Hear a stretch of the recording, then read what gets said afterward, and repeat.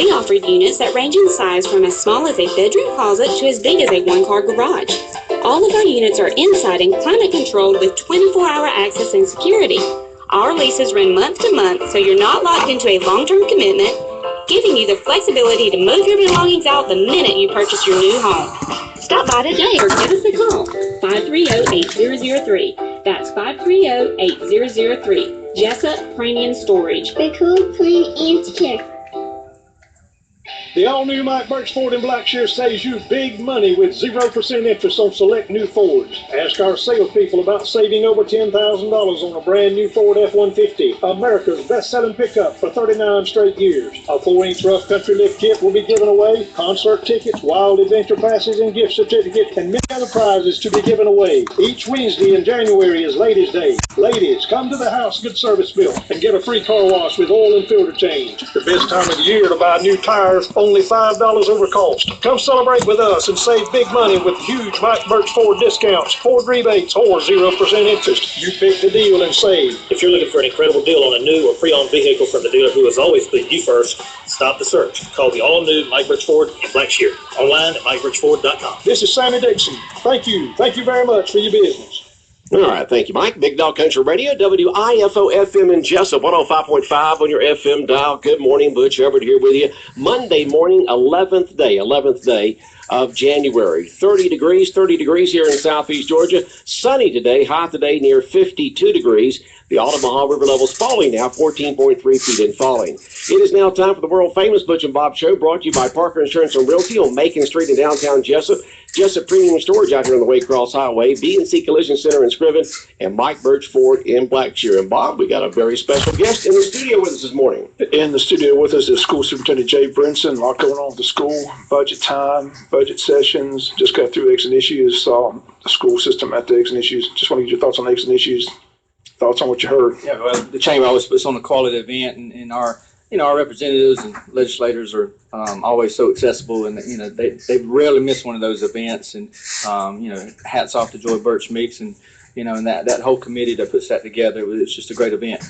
Well, you had some education questions. I know you submitted some questions. Did they answer your question? Well, sort of. And of course it's just beginning. They hadn't been in session yet, so I'm sure when they come back for that post session meeting, they'll be able to explain some decisions they made. But it is a busy season for the school system. With its budget, its planning. We're looking to get a calendar in place hopefully tomorrow night for next year. So it just keeps on going, and this is a busy part of our school year. Again, continue to plan for the next year in that budget study, planning, trying to restore some of the things that we've cut. People, it's been a while since the economic downturn started, and it's easy to forget some of the things that we've cut out of our schools. Well, the reason I bring it up is a lot of people in Wayne County don't understand that the state dictates almost 85% of the things the local Board of Education do. I tell them all the time, you just basically rubber stamping what's been dictated by the federal government or the state government.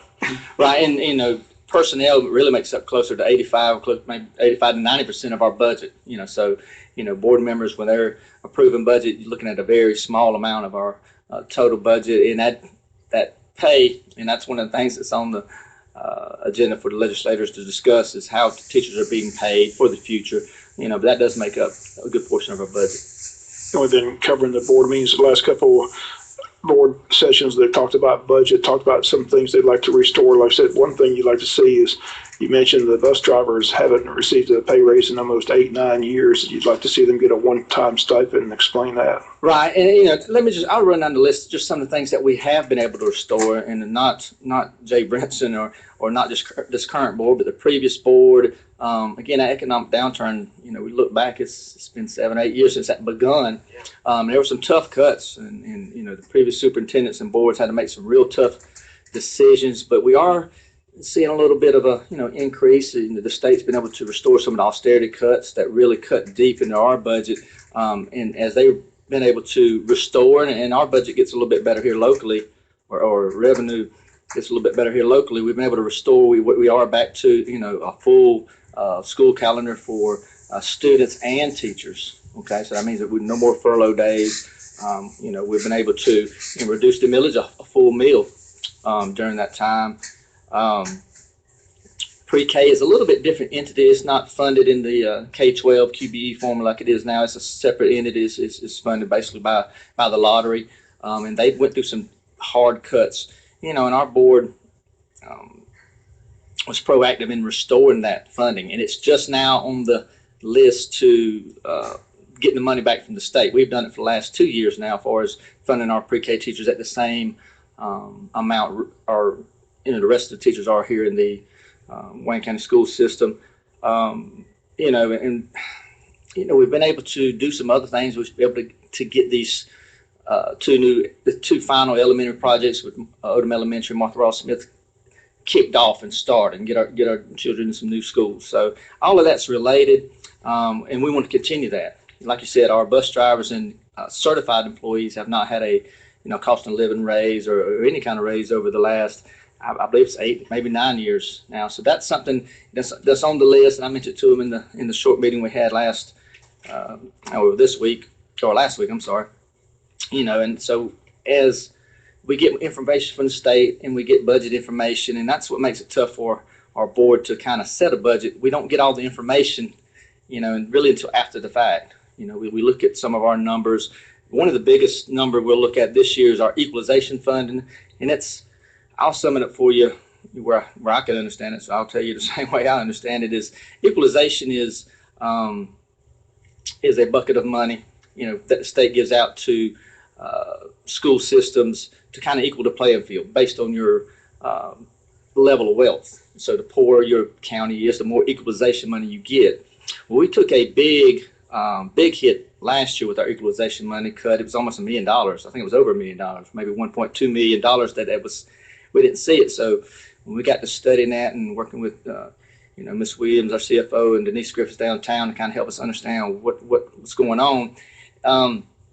You look back to really two big things cost us. That is that, we had the big expansion at Rainier, and the way it works as far as those figures, it's a couple of years behind. So you remember the big expansion at Rainier gave us a little bit of a boost economically.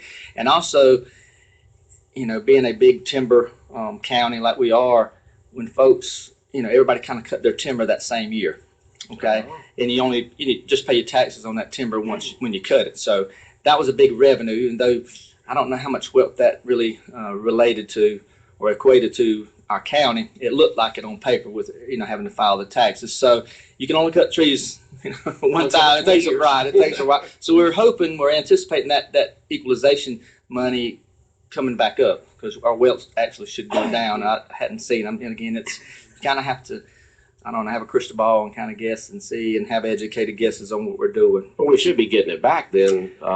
Because after the expansion, after so much timber being cut in 1 year, even though it's going to be timber cut every year, there's a lot that year. That's what we hope. But one thing they usually do almost annually is they do mess around with the formula. When you talk about, formula changes on how they identify, wealth and those types of funds that come from the state. Sometimes you come out on the short end of six, sometimes you come out on the good end.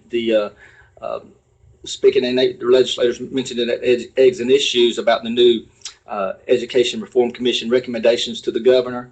That's in there as far as how they're funding education, K-12, QBE, that quality basic education formula that we have now, looking to change that. Okay. And there's a lot of recommendations, and it's really not even, a lot of them are good, some of them not so good. You heard Senator Tommy Williams talk about he's not convinced that what we have now is not the best way, because there's going to be problems with any kind of change. There's no perfect way, otherwise we'd have already done it. Right. So we'll see how it comes out. Of course, the governor is the governor. He gets to make those decisions. I'm sure he has his spin on it, and will give us some direction for the future. Be interested to watch how it all plays out. But the legislature just gets underway this morning, I believe, or this week. Yeah. But again, it was good to see the legislators on hand. Had a chance to talk to them. Like I said, you heard the interview with Tommy Williams where he thought and it has some different opinion on how it's set up. That surprised me a little bit, to be honest with you. But that was good to hear from him. I did not anticipate his position on that, which I thought was good. On which subject? On the education reform, the changing formula for education. Mm-hmm. Yeah. Tommy, a lot more study has to be done to satisfy him. Sure. His opinion is you ought to award the schools. Like I said, schools are graded now A through F, and he says that, you should award the schools and not the individual. Well, yeah, that's in reference to how, as far as teacher salary. Right now we have, well, really we don't. People may not realize it. There is a state mandated salary scale per se.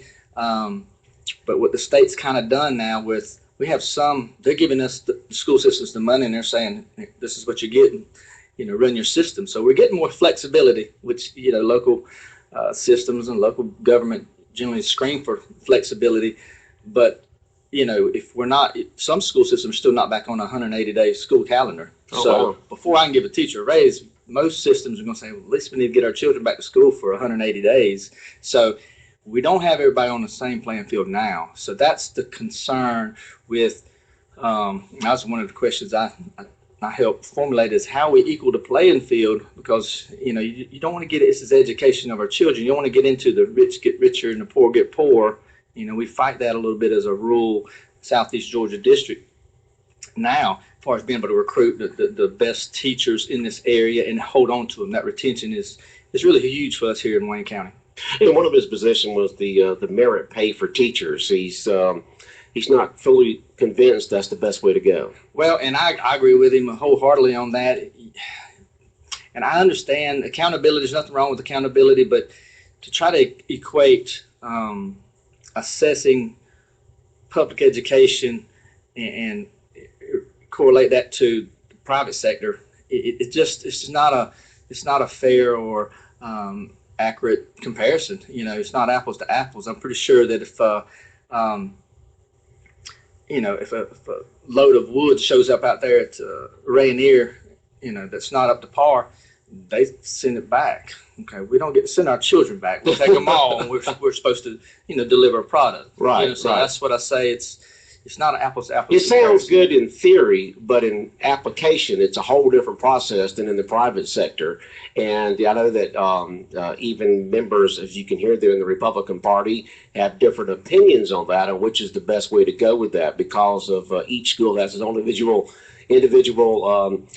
set of circumstances, and the teachers and the amount of money they can pay and everything involved with that. A lot of factors go into educating a child. When they first come into the educational setting, we have kids now that, when they come to us in kindergarten, they've not had, any kind of, exposure. It doesn't have anything to do with their ability, but sometimes Right. It takes a while to get them caught up. It just depends on their circumstances. Too many factors out of the teacher's hands. It's Correct. basically what I'm saying. Is the fact there's too many factors out of that, and I think probably the best way would be have the principal and the school secretary, you make the decisions on that locally, versus that. I mean, having to do a merit pay type thing. Right, and it's a tough balance, because I certainly understand you're dealing with, we're dealing with a $40 million budget, or close to it in our school system.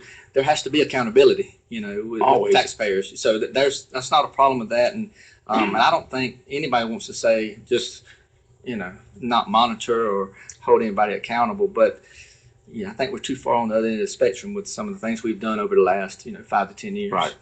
And you just joined us, School Superintendent Jay Brinson with us. As you mentioned, the 2 school projects underway. I'd like to get an update on that, where we stand. I know Odom's moving along quickly. It is. Where's Martha Rawls stand? Martha Rawls is where they are now. Is they're finishing up that surcharge, and where they're just piling up dirt on the building pad, and they have to let it settle. How long they got to let that settle for? Several months, isn't it? Well, that's the thing. They say anywhere from 30 to 120 days. So that's a pretty wide range, and you just don't know. They do the test, and as long as the soil's still sinking, for lack of a better description, It does. then they leave it alone. Once it stops, they're done. Then you remove the dirt. And I think we're in good shape to be able to, once it stops, once they say, okay, you're good to go, we can move along quickly. And that time frame, we're hoping to possibly have an opportunity to get in at Christmas. That's definitely out now. So we'll be getting in at next summer. So we're based on what they're saying, and it's hard to tell. Just you have to test the soil, make sure it's compacted enough to build on. But we should be in good shape. Shouldn't be any problems there. Odom's really coming along. If you've not been able to go by there, you can tell there's a school going up there. Yeah, I mean, they should have it all dried in basically here in the next couple of weeks. Good. You can walk through. There's hallways and classrooms now. It's just cinder blocks, but it's really taking shape and on schedule, which is a good thing because it is a tight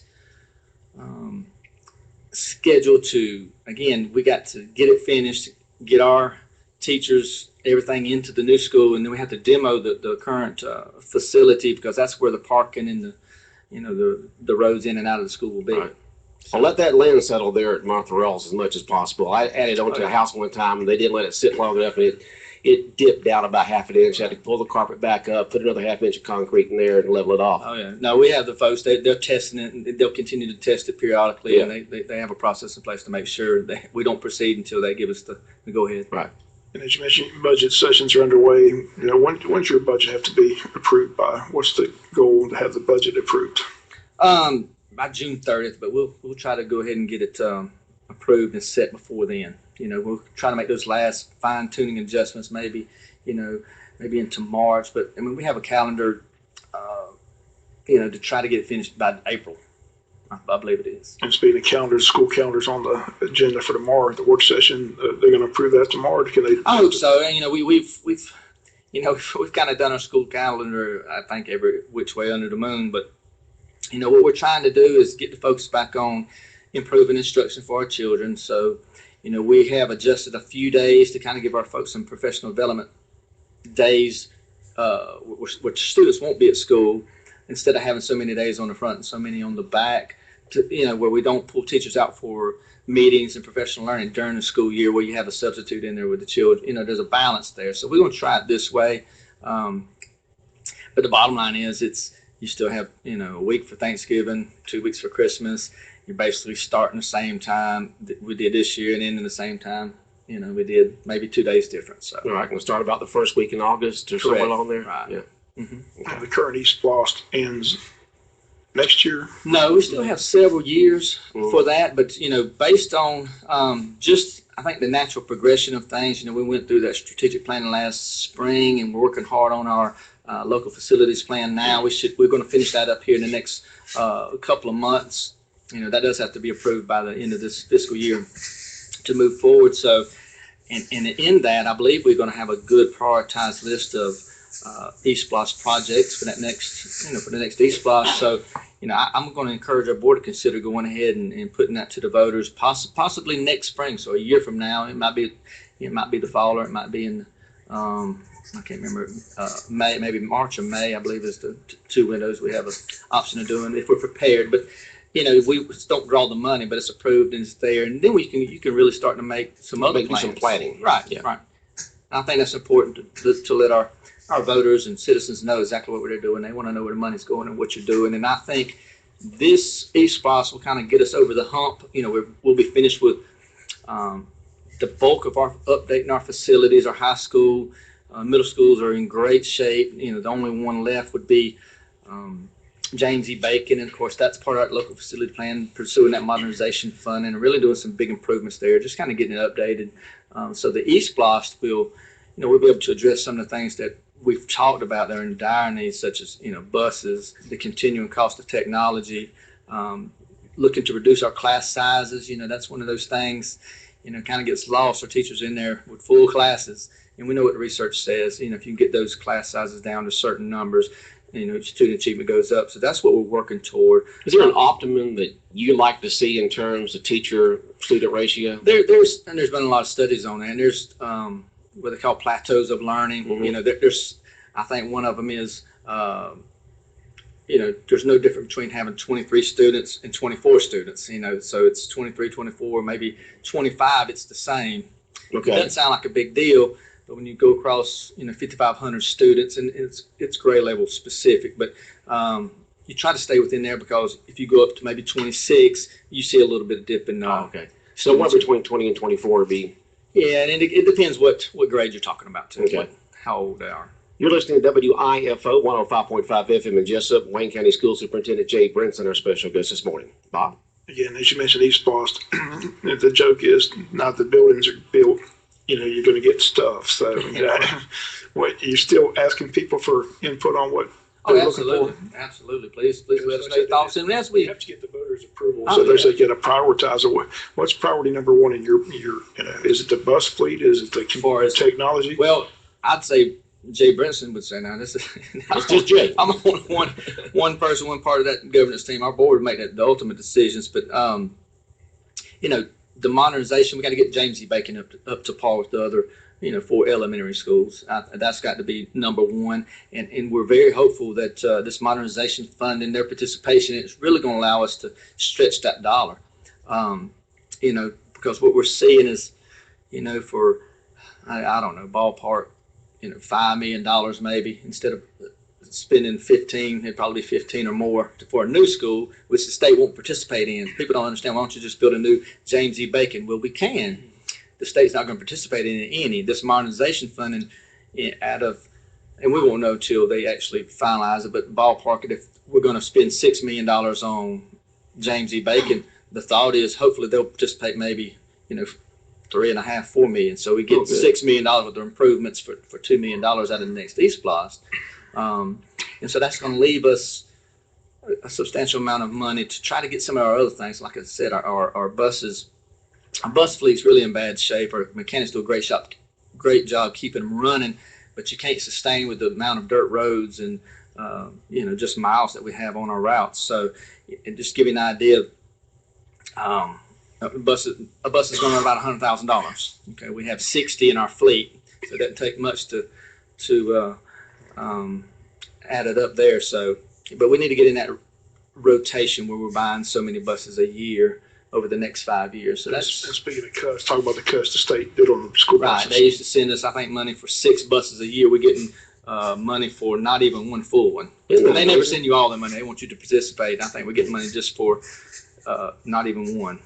And hopefully that will come back some, but I don't see them going back to 6. And that's about what we need a year. 6 million a year, Mhm. because those things were $100,000 per bus. Yes, and really more than that. You're talking about some of our special needs buses that haul students with special needs, and you get to talk about lifts. It's more than that. Do you have any idea what percentage of students in Wayne County take the bus versus drop-offs? I do not. That's a good question. I do not. Okay. But a good portion, I can tell you. Just it's a good portion. You see a ton of them going on off the bus. From the bus loops, I can tell you it's a good portion. And we do, pick up and drop off all of our students that choose to. Now, it seems these days that buses make more stops than they did back when I grew up. You had to walk a little ways to get to a bus stop. Today, it seems to be because of the safety concerns these days that the buses pick up real close, real often. Right, and you said it right there. That's, the days have changed a little bit, and safety of our students is first and foremost. And so, in rural Southeast Georgia, places are not lit, and unfortunately, we are picking up students, especially this time of the year. It's still dark, so we do have to have it in these pickups in places that are safe for our kids. And dirt roads are really rough on vehicles. They are. Sheesh. They are, especially this time of year where it's doing a little rain, and dirt roads just don't. We just got a lot of dirt roads in Wayne County. Our maintenance folks. I bet y'all go through a lot county. of breaks each year. Oh yeah, it's A ton of breaks with all the stopping. Our folks do a great job maintaining them, but it's still a wear and tear. Yeah. It only lasts so long. And we have some other projects down the road that we need to address as well. I mean, we've talked about the lack of a track, and we're at the point now that we really need a new floor in our gym. I'll tell you how, Jay. Those types of things. If I win the lottery on Wednesday, I'll pay for a new track for Wayne County. Okay. Sounds good. The Butch Hubbard track. That's right. Sounds good. Sounds like a plan. Oh boy. I can't believe anybody didn't win. Can you believe that? No one won. 1.3 billion is what they're Billion. billion. Waiting on us, Bob. They're waiting on us. Buy the lucky ticket. You think about all those millions and millions of tickets purchased, and no one matched up the numbers. Man, that show you the odds of winning that thing is like 99.9999999 times. You're not going to win. I'm getting struck by lightning this day. All right, somebody's got to win though. Somebody's got to win. And hopefully somebody from Wayne County will win. Be nice. But again, if you just joined the school superintendent, any other thing you want to talk about the school, like I said, budget session underway, East Falls, a couple of years. I'll mention just a couple of positive notes. I want to certainly commend Odom Elementary and those staff, students, and parents. They were recognized. We just got notification recognized as 2016 reward school for high progress. Last year, 2015, we actually had 3 schools, Wayne County High School, Arthur Williams Middle School, and Martha Puckett Middle School recognized as reward school. But this year, just Odom Elementary is our only school, and so proud of them. I just want to mention, we'll recognize them in our board meeting at the end of this month, but our Board of Education members, they were recognized as a Georgia School Board Association Quality Board, and what that means is they have to meet the requirements. We'll talk a little bit more about it later, but they with the time and effort that they spend in meetings, in training, making decisions, that's enabled them to qualify, and they were recognized at our annual board conference in Atlanta back in December, but we'll formally recognize That's them. good news for our school. It is, and we actually, they give you a badge, what they call a badge to put on your website to recognize you. So again, that's something that helps you sell what you're doing and recruit good teachers and good people here in Wayne County. And school's out next Monday, right? Martin Luther Correct. King. Next Monday, 1 week, school's out for the holiday. That is correct. Okay. Any update on the land sale? They brought that up to last meeting. I thought about. I guess we talked about it a little bit last week, but right now we're selling it as we hadn't busted it up into whatever 5 Well, where's that 5 land? acre flats. That's down Joey Williamson. Right. Okay. So that's something we may look at. We've had some inquiries about it, but not the whole thing. They just wanted whatever 5 acres, 10 acres, that sort of thing. And how many acres you trying to sell? This is 27, just over 27 acres. Okay, sell it one big. Right now. Okay. So, Okay. we'd like to, that was there for athletic fields purposes, and we can't use that at all. It's just not. It's right there under the power lines, and Right. it's not. They won't let us build it Not anyway. feasible. Well, Okay. it's not. They won't let you build that close anymore as far as the state, but. So hopefully we can get that revenue and address some of the athletic needs that we talked about. All right, and then when the new Martha Rawls gets built down that way, talk to the city or the county thing about traffic flow through there? Is it seem like it's going to flow in and out there pretty good? I think we're going to be fine. Okay. I really do. You can come in both ways. You can come off of Spring Grove Road. Right. You can come off of I guess what's that 84. Mhm. That goes over there by Walmart and Zaxby's, or you can go straight out on the 4th Street. Okay. So I think it's going to be fine. Okay. We have plenty of stack off for us to pick up lines and drop off, so I think it'll work. Okay. Anything else on your mind this morning you'd like to either brag on or comment about the Wayne County school system here? No, gentlemen, I appreciate you letting me come in, once a month, just kind of give you an update. I may start sharing the wealth with some of our other directors, maybe principals. I don't folks want to hear me every month, but I do think it's important for us to come here and kind of give you an update of what's going on. And again, if you have questions, concerns, don't hesitate to call me. I'm disappointed we didn't get any text today, or is it? Oh, text? well, I forgot to look, and I forgot to say. We got 1 minute, Butch. We got 1 minute. If you have a question or comment there's any tough ones, for then Jay might- Brinson, school superintendent, text us at 912-427-3711. Well, former coach here at Wayne County High School. I guess you're looking forward to the spring sports. Always. It's that time. It's it was I think 28 degrees. So it's baseball weather. So it's that's how it always is. Baseball's kicking off. Soccer, tennis, golf, track. Yeah, it's business about to pick up for. What's your pick on the game tonight? You got to go with Alabama. That hurts me, but got to go with SEC. Got to go SEC. I mean, a lot of folks are like that. Well, I don't have really a favorite there. I'm not a fan of Bama, but I'm pro SEC. It should be interesting. Dabo Sweeney, he is definitely got his folks motivated. So don't put it past him to pull one out. Right. Well, I think if anybody has a chance, Clemson with their type of offense, maybe we'll give Alabama a little bit of fits, but Alabama's got a heck of a defense. All right, here we go. Why, as a taxpayer, do I have to pay for non-students to turn lights on and play tennis? Do you have any idea about that? I do not. Okay. I do not. Give me a call. Let me get a Yeah, little give more you a call there and find out about the lights there at the tennis courts. Okay? Anything else? Don't know anything about that. Don't know anything about that. No. Can't know everything, right, Jay? No, but I can find out. I know You can find out. Somebody. Martha Clements at the Board of Education. Right. Is that one of the Check with her. waterproof phones right there? Yes. Yeah, it looked like that with the yellow and the black on there. Yeah. So you want to make sure if you drop it in water, you don't lose everything. Exactly. That's what I need. I've done 2 of those that way. All right, Jay. Jay Brinson, School Superintendent, Wayne County here this morning. Thank you very much for coming in. All right, the world-famous Butch and Bob Show brought to you by Mike Birch Ford in Blackshear, B&C Collision Center in Scriven. Also brought to you by Jessup Premium Storage out here on the Waycross Highway, and by Parker Insurance and Realty, located on Macon Street in downtown Jessup across from the Heritage Bank. Thank you very much, Dave Brinson, for coming in and sharing those comments and giving folks more information about the Wayne County school system. It is 8:31.